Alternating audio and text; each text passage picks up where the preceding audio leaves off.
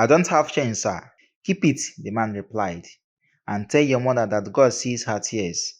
In that quiet moment, he whispered a prayer, not for more money, not for an easier life, but for the strength to keep going. I've walked through nights that had no light and prayed for dawn to end my fight. My voice may shake, my hands may fall, but still, I stand to tell it all.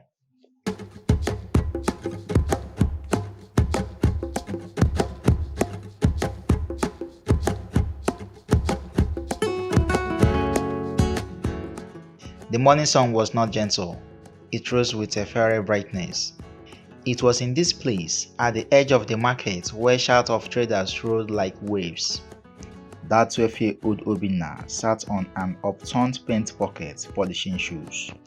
He was small for his age, not sickly, but thin. The kind of thin that told of many nights where dinner was just water and hope. His shirt was two sizes too big, a faded white that had turned the color of dust.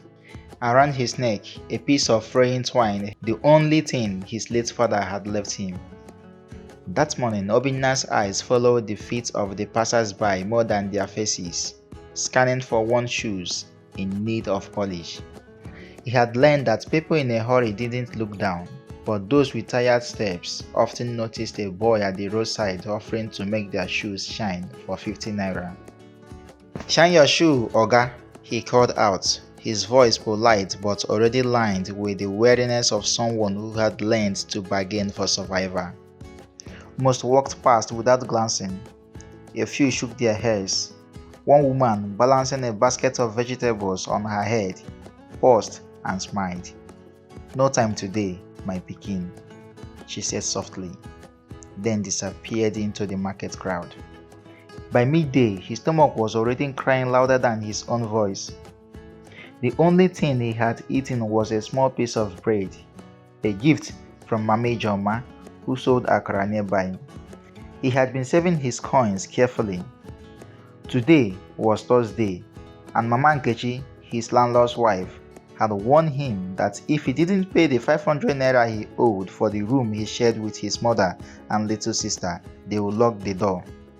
His mother, Adeze, had gone to the main town the day before, searching for laundry work. She told him, "Obinna, look after Chika, eh? Keep her safe until I return."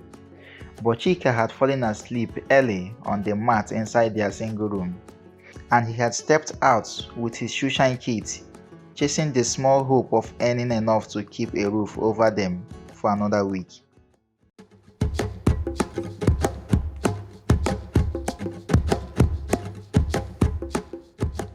The sun began to drop behind the tall crooked buildings. Traders packed their goods. The market noise softened into an uneasy quiet. Obinna counted his earnings, 280 naira.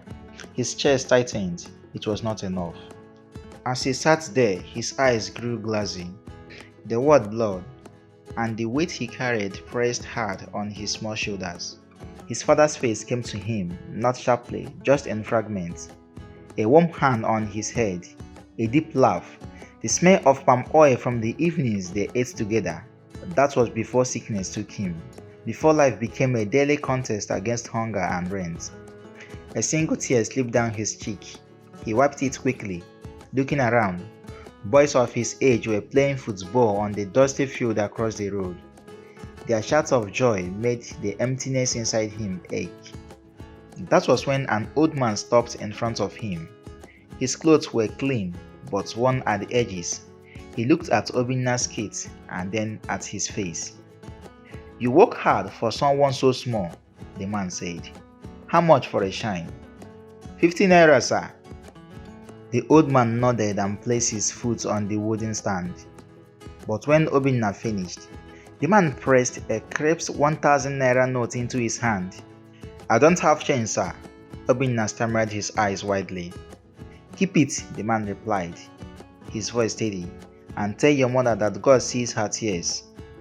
Before Obinna could find words, the man was already walking away, disappearing into the growing night. Obinna clutched the note in both hands.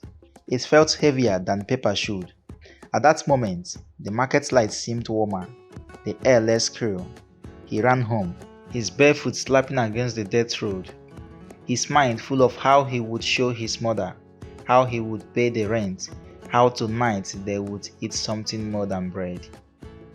That night, long after his mother returned and Chika had fallen asleep beside them, Obinna lay on the mat staring at the zinc roof above. The sound of distant crickets filled the silence. For the first time in a long time, his chest didn't ache for worry. And in that quiet moment, he whispered a prayer, not for more money, not for an easier life, but for the strength to keep going. Because he had learned something that day, even in the hardest streets, there are hands that reach out, and sometimes that is enough to keep a boy from falling.